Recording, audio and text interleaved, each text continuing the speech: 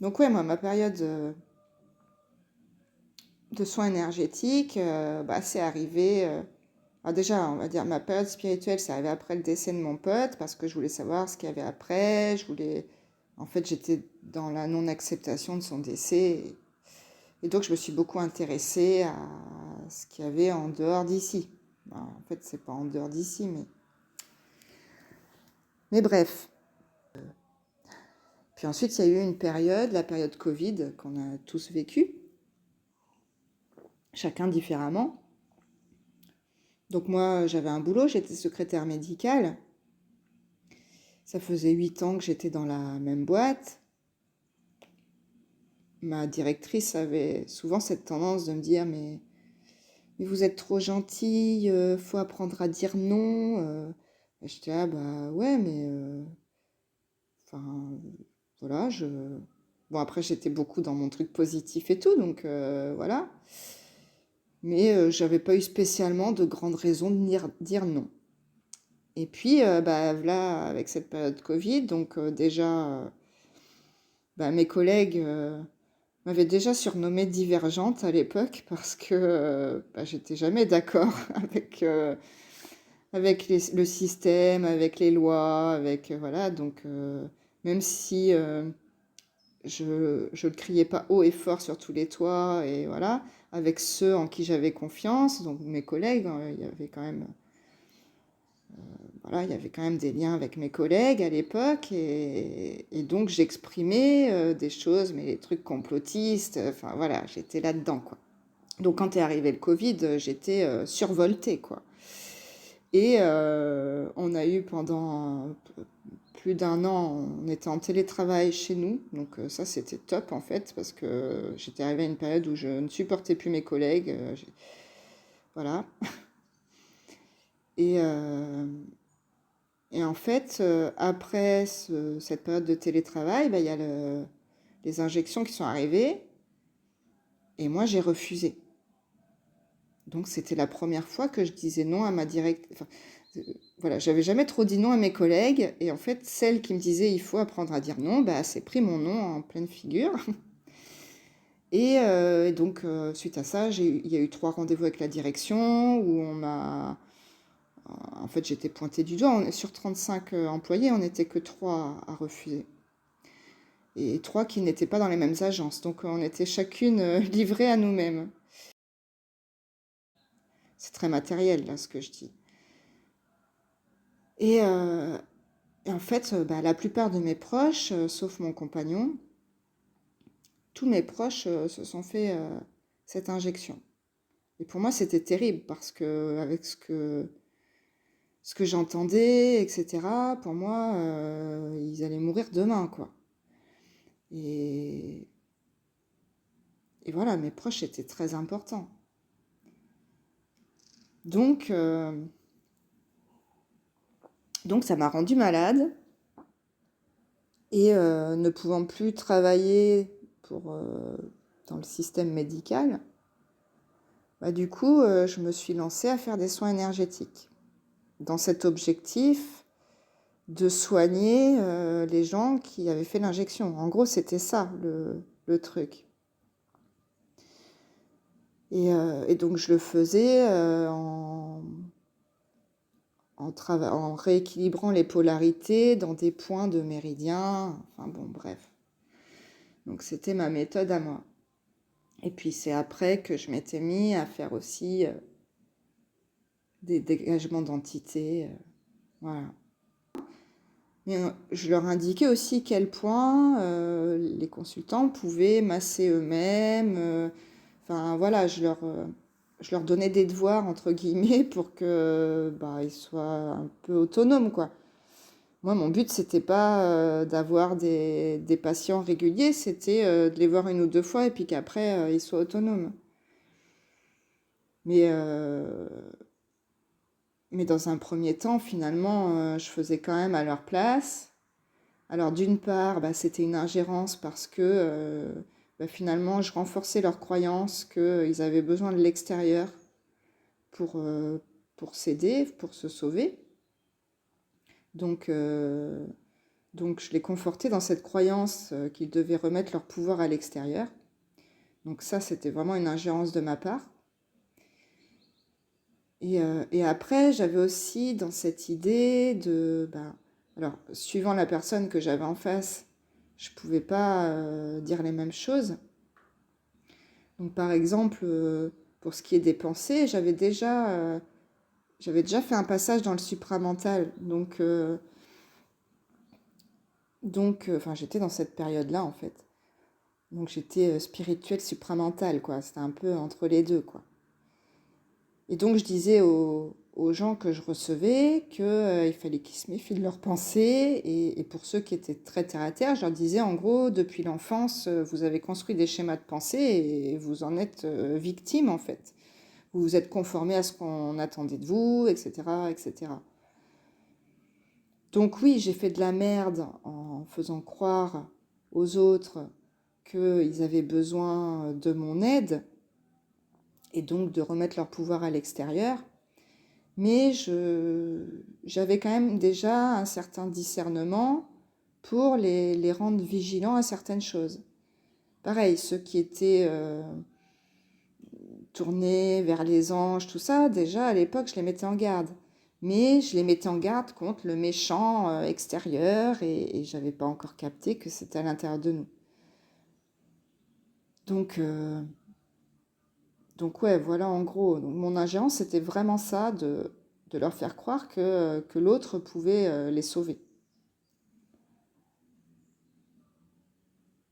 Je ne sais pas s'il y a autre chose à dire par rapport à cette période-là. J'ai jamais eu trop de rendez-vous en fait. Sur 2 ans, j'ai eu une cinquantaine de rendez-vous. Donc clairement, il y avait quelque chose en moi qui empêchait que ça se pérennise. Bref, mon être était déjà là. Il y avait déjà quelque chose de prévu. Et bon, elle m'a laissé faire mon expérience. Et je sais plus ce que je disais. Bon, j'ai dû réécouter le passage d'avant. Donc oui, j'ai pas eu tant de rendez-vous que ça. Mais une fois que j'ai décidé d'arrêter, alors là, le double, il a fait tout ce qu'il pouvait pour m'envoyer plein de gens, comme par hasard. Et alors c'était surtout des personnes que j'avais déjà reçues, mais qui se bousculaient à ma porte d'un seul coup, quoi. Donc, je vais surtout donner l'exemple d'une personne qui à chaque fois me faisait des éloges et que je disais mais non, mais en fait moi je suis juste là pour identifier des problématiques, c'est vous ensuite qui faites le travail, j'ajuste une première fois, ensuite c'est votre corps qui s'adapte, qui s'ajuste, blablabla. Ça je lui disais à chaque fois. Mais bon, voilà, c'était quelqu'un de très positif et elle me faisait des grandes éloges. Et donc, elle me contacte et je lui dis, bah non, je suis désolée, mais moi je fais plus de soins parce qu'en fait c'était une ingérence totale. Et je lui explique en m'ajustant un peu à ce qu'elle pouvait entendre. Et, euh, et en fait, je lui donne quand même certains conseils et je lui pose certaines questions par rapport à ce qu'elle vit. Et, euh, et ce qu'on a conclu de cet échange, c'est que il fallait qu'elle se ressente sur elle, qu'elle prenne du temps pour elle. Alors, bien sûr, elle, c'est en tant que personnage, mais voilà, déjà, voilà, enfin, je m'ajustais à ce que j'avais en face, quoi.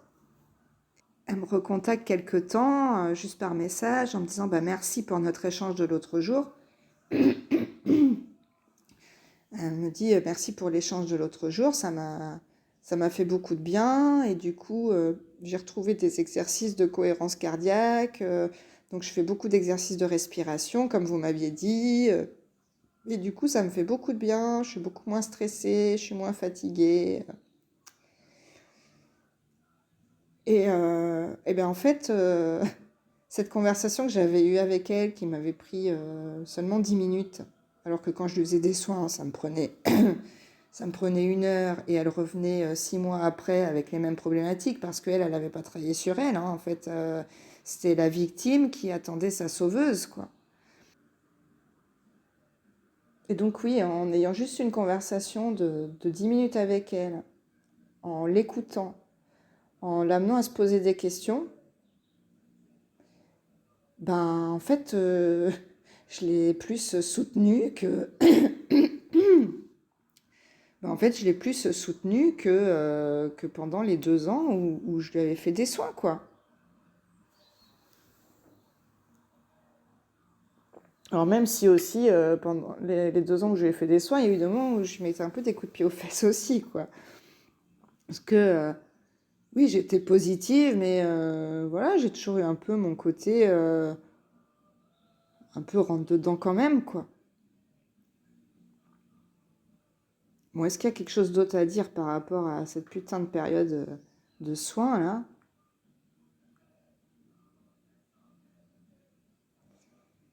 Ouais, quand j'étais dans cette période, du coup, j'attirais à moi des êtres enfin, des étincelles qui vibraient, bah, qui répondaient à mes propres émanations. Et donc, j'avais retrouvé notamment une copine que j'avais au collège et qui, elle, qui avait des dons de médium.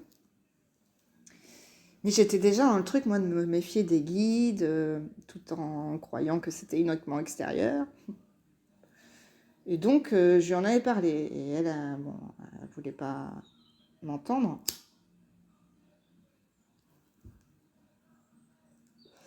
Et un jour, j'ai eu une conversation avec elle où je lui ai dit que la radiesthésiste que j'allais voir m'avait dit un jour, bah, vous avez eu 22 vies. Et puis elle m'avait donné d'autres caractéristiques de ce que, voilà, soi-disant j'étais. Enfin, bon.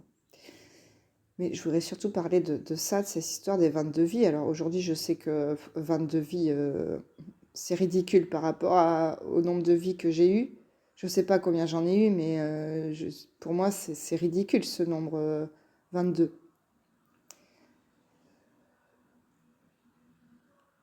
Et donc j'avais dit ça à cette amie. J'avais dit, bah, elle m'a dit qu'il y avait 22 vies, mais moi, je sais que là, ce sera la dernière, parce que je veux plus revenir ici. Et elle m'avait dit, ah, mes guides me disent que non, il t'en reste 4. Je dis déjà, tu sais très bien ce que je pense de tes guides, donc voilà. Et non, je te dis, c'est ma dernière, c'est moi qui décide, c'est terminé, quoi. Je reviens plus ici, quoi. Et puis, elle avait rebondi sur le truc des guides en disant, oui, tu dis que t'as pas de guide, mais en vrai, t'as des guides toi aussi, c'est juste qu'ils passent par d'autres moyens. Oh putain, ça avait tiqué en moi, ça. Et quand on avait raccroché, je me rappelle, je m'étais énervée. J'avais dit, mais si je me suis aussi reliée à des guides, mais que ça dégage. Enfin bon, ça m'avait énervée.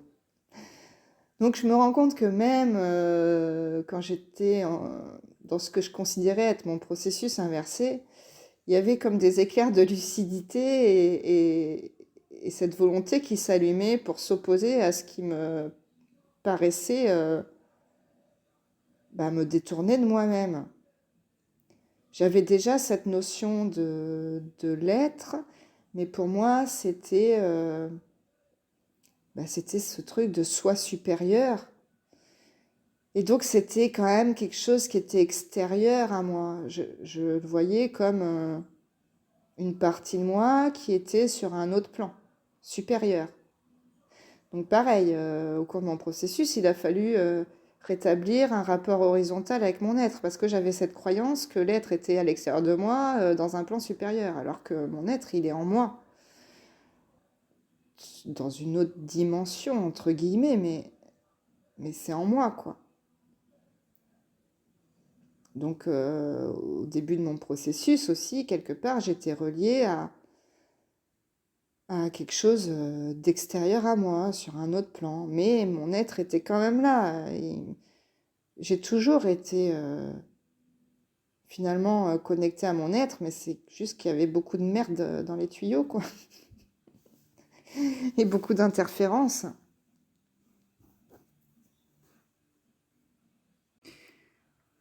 Est-ce que je dois rajouter par rapport à l'attaque là que j'avais eue de l'ombre noire? Bah, suite à ça, j'avais quand même été bien contente de trouver la radiesthésiste que j'avais été voir quelques fois et qui m'avait mis finalement sur cette voie des soins, mais qui, elle, travaillait beaucoup avec Jésus, avec les anges et tout ça. Et moi, je voulais pas travailler avec des trucs extérieurs à moi, parce que pour moi, c'était astral, et voilà. Et donc, du coup, quand j'avais eu cette attaque et que enfin, je ne savais pas comment m'en sortir, puis j'étais complètement plombée émotionnellement, donc j'avais été la voir. Donc, la sauveuse se transforme en victime et va chercher un sauveur. Donc, j'avais été la voir et elle m'avait engueulée en me disant, mais tu peux pas faire des soins sans te relier à une équipe extérieure, blablabla, blablabla, blablabla. J'avais dit, bon, fais ce que tu as à faire. Enfin, en moi, hein, j'avais dit, fais ce que tu as à faire et puis ensuite, j'arrêterai de faire les soins, quoi. Et cette radiesthésiste aussi, il y avait quelque chose qui m'avait mis en colère à un moment donné. C'est que bah, c'est pour ça que j'allais plus la voir et que là, j'étais retournée la voir parce que je pouvais pas faire autrement. Bah, en fait, un jour, elle m'a dit, je comprends pas, parce qu'elle faisait toujours ces petits trucs. Moi, quand je faisais des trucs, je parlais à voix haute, je je disais rien dans ma tête, en fait. Je voulais que les gens sachent ce que je dise. Alors, ce qui n'était pas forcément mieux, parce que du coup, ça leur donnait peut-être les outils pour faire de la merde aussi, je sais pas. Mais ils s'en sentaient pas capables. Pour eux, c'est un don que j'avais, donc voilà. Mais, euh, mais en gros, bah ouais, cette radiesthésiste m'avait dit, je comprends pas, à chaque fois que tu viens me voir, je suis obligée de te reconnecter à ton ange de naissance.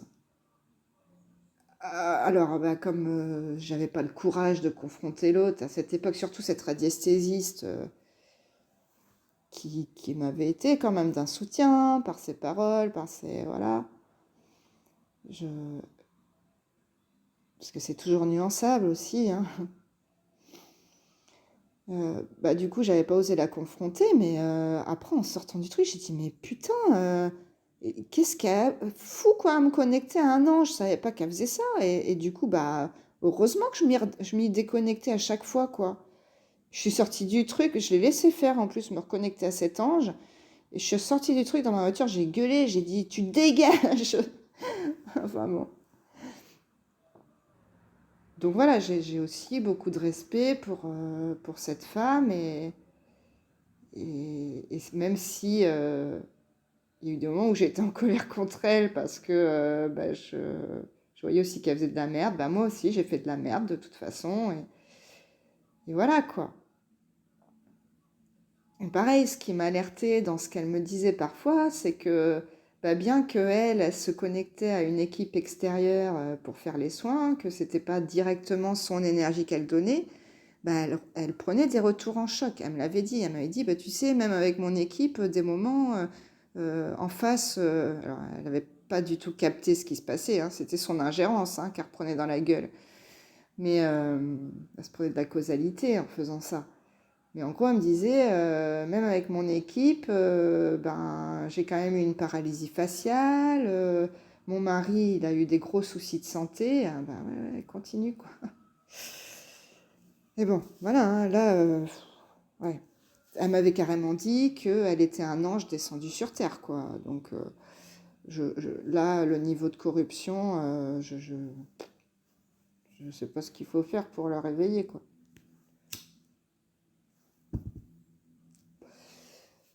C'est son choix.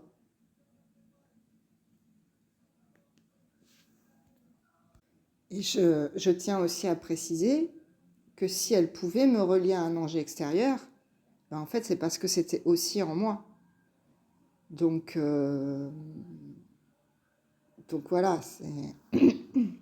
Faut pas reporter la faute sur l'autre, quoi, encore une fois.